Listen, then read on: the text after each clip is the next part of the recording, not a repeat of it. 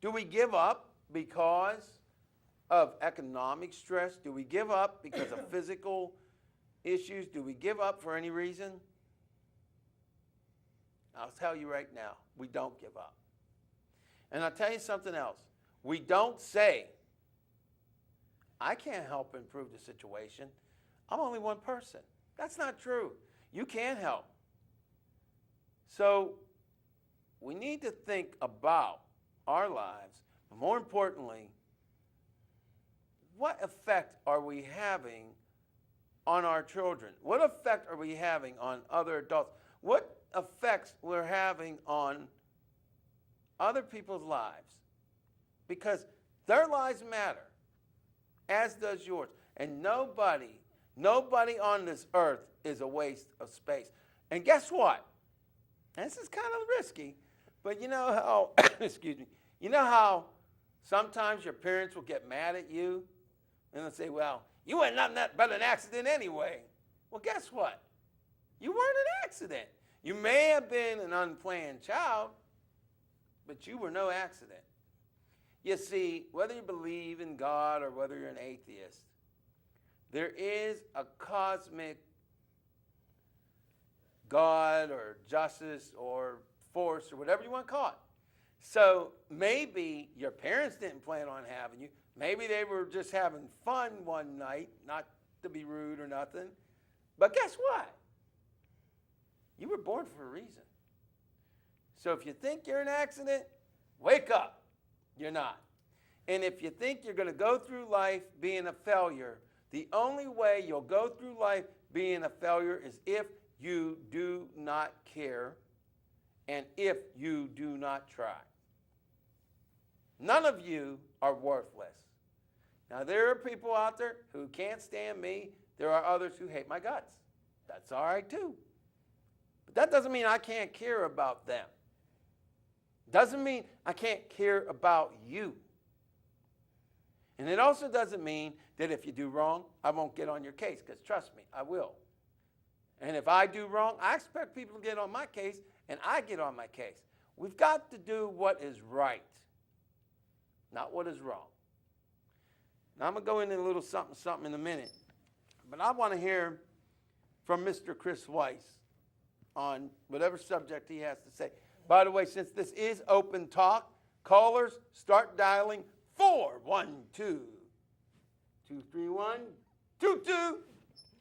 Wait, 88? Yes, 412-231-2288. What is it? 321. No, shut up. What is it? 231. No, it isn't. 2288. No, it's not. It's 412-231-2288. You got that? What Yes. is it?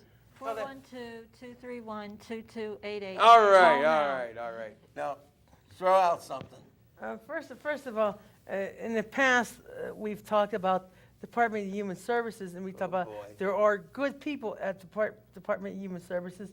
But one of the things I want to mention is to point out is Bill Boyce, who is recuperating from surgery. Don't want to go into detail, but he's one of the good people. And so I just wanted to point that out. And so thanks, Bill, for all your things that you've done at the Department of Human Services. Now, I will say that Bill is one of the good people at the DHS. Now, Chris, you came to me during the last month. You said to me, someone at CART had watched the show and they saw how I kind of jumped on their case. And they said to you, can you have Al please tell the audience of the good things CART did?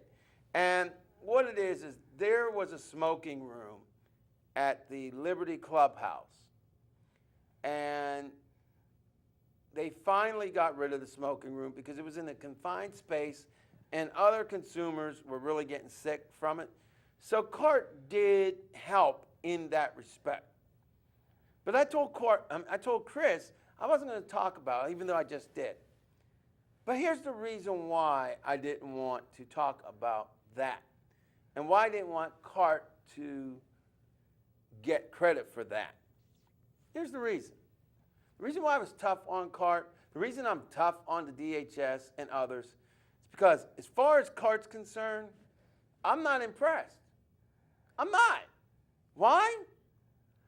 Because when I had my sister's case, Diane Carmela Torcaso, who was going to Renaissance East, yeah, I told the name finally, everybody, Renaissance East in East Liberty, she was being mistreated, bottom line. So she told me this, and I had a call from CART, which is, I don't know exactly what it stands for. Can you tell us what it's? Consumer Action Response Team. Okay, Consumer Action Response Team. So I told them about my sister's situation, and they told me on the phone. On the phone.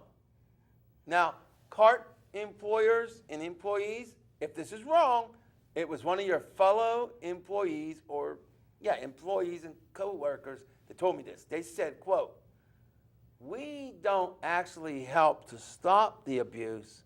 All we do is report it and assess it and as an assessment." I said, well, can't you report it to the people in charge that can get it stopped? They're like, no, that's not our job. We can't do anything. So what I said on that phone that day is, well, what good are you then? So for CART and all the government agencies, I still have the same question I had that day. If the abuse continues and the mistreatment continues, why are you being paid by taxpayers? If the abuse continues and the mistreatment continues, what good are you? Well, that's pretty cold-blooded. It sounds like I'm being mean. Sounds like I'm being hardcore. But it's a very valid question. It's relevant.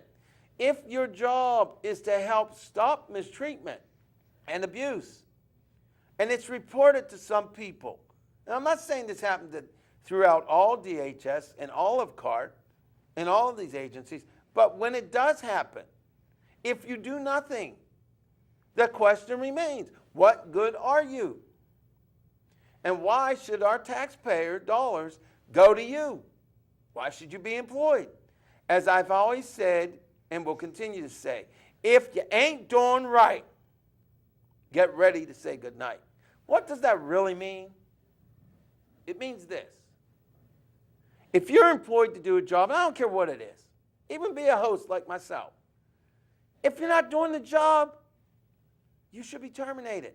If you're not doing the job, you should resign. If you're not doing the job, just quit.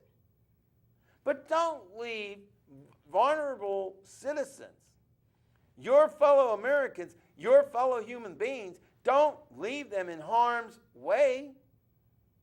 It's not acceptable. So as far as CART's concerned, it may seem unfair that I'm giving you a tough time.